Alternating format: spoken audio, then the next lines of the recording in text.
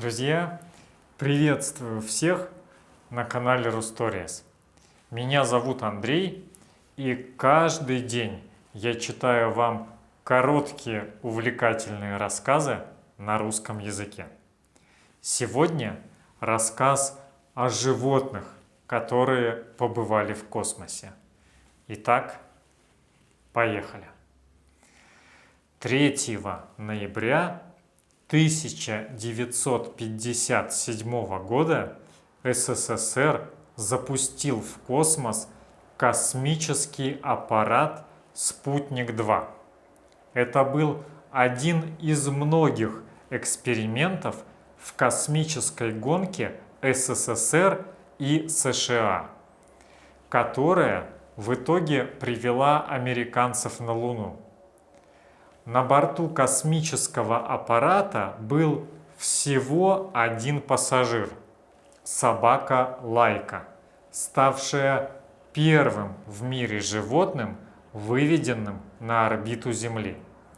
Но она была не единственным животным, участвовавшим в таких экспериментах. И точно не последним. Первые 3 года своей жизни она скиталась по улицам Москвы, и поэтому, когда ее выбрали для советской космической программы, она уже была закаленной холодом и голодом. Именно поэтому из нескольких кандидатов космонавтом стала эта дворняжка. Перебрав различные имена, собаку решили назвать Лайкой. До нее в СССР уже использовали собак в космических миссиях, но именно с ней добились успеха. Советская операция с запуском «Спутника-2» прошла удачно. Космический аппарат обогнул Землю на установленной высоте за расчетное время, что через 4 года, в 1961 году, позволило Юрию Гагарину стать первым человеком, совершившим ту же миссию, что и Лайка, на борту корабля «Восток-1». В октябре 2002 года ученый Дмитрий Малашенков, участвовавший в запуске «Спутника-2», рассказал, что Лайка умерла от перегрева через 5-7 часов после старта. Температура в кабине тогда была очень высокой. Потребовалось много усилий, чтобы сделать ее пригодной для жизни. Возвращение космического аппарата на Землю не предусматривалось. Изначально было известно, что Лайка обречена на гибель. Спутник-2 с останками Лайки совершил 2570 витков вокруг Земли за 163 дня и сгорел в атмосфере 14 апреля 1958 года.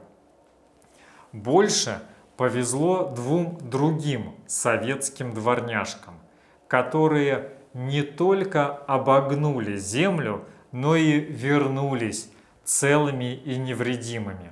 Их звали Белка и Стрелка, и отправились они в полет в 1960 году. Кстати, один из щенков Стрелки по кличке Пушинка был подарен семье Кеннеди советским лидером Никитой Хрущевым. Но собаки не были самыми первыми существами, побывавшими в космосе. Самыми первыми, кого в научных целях отправили в космос на борту ракет Фау-2, были плодовые мухи. Первая миссия прошла в 1946 году.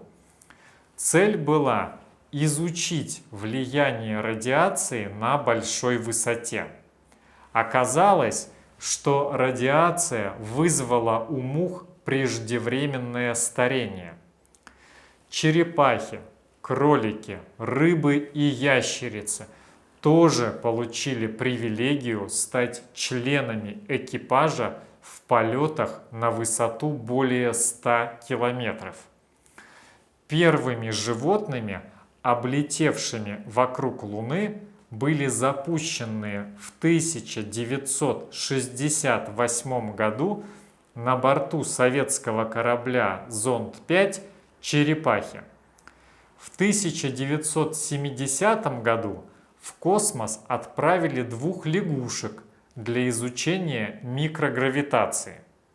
Первой обезьяной, полетевшей в космос, была макака резус Альберт II, которая в 1949 году отправилась туда на борту ракеты Фау-2.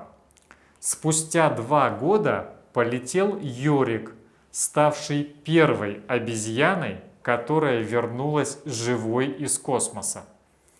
Цель исследований была изучить физиологические реакции на высоте 70 километров. Хэм был первой человекообразной обезьяной, первым шимпанзе, побывавшим в космосе. Миссия была запущена в январе 1961 года. Во время полета Хэм выполнял различные задания, которым его обучили в НАСА. Например, передвигал рычаги. Экспериментальный полет прошел за 4 месяца до миссии первого американского астронавта Алана Шепарда. Хэм вернулся на Землю целым и невредимым и получил медаль героя. Может показаться, что космические миссии с участием приматов остались в прошлом, но в 2013 году Иран также запустил в космос обезьяну, что говорит о том, что страна планирует в ближайшие годы отправить человека.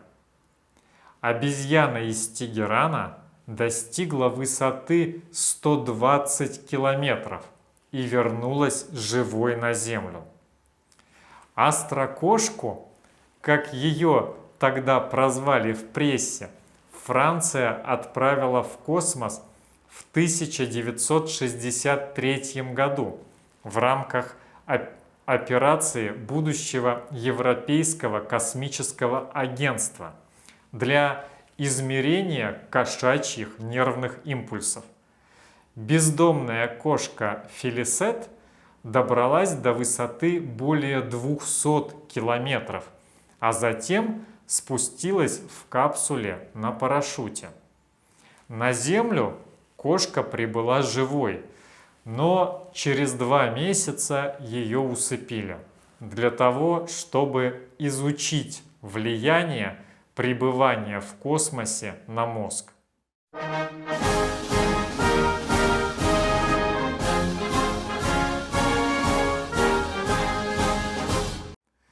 Последними героями космических путешествий были особенные животные – тихоходки, также известные как водяные медведи. Эти микроскопические существа способны адаптироваться к экстремальным условиям. Поэтому в 2007 году на них проводили исследования, цель которых была проверить, выживут ли они в космосе 10 дней без какой-либо защиты. И им это удалось. Несмотря на нехватку кислорода, космическую и солнечную радиацию, крайне низкие температуры и микрогравитацию. Это первые живые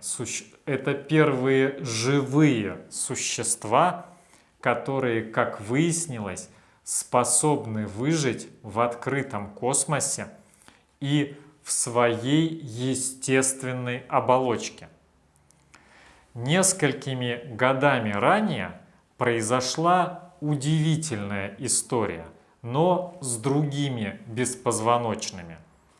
Сотни червей, которых отправили в рамках одного эксперимента в космос на борту шаттла «Колумбия» в 2003 году, были найдены живыми среди обломков корабля спустя несколько недель после катастрофы, унесшей жизни всех 7 членов экипажа. Тогда шаттл потерпел крушение вскоре после старта. Черви не только выжили, но даже репродуцировались 4 раза. Друзья, вот такие удивительные и порой печальные истории. А у меня на сегодня все. Спасибо, что смотрели этот выпуск. До встречи в следующих видео. Огромной вам удачи и пока!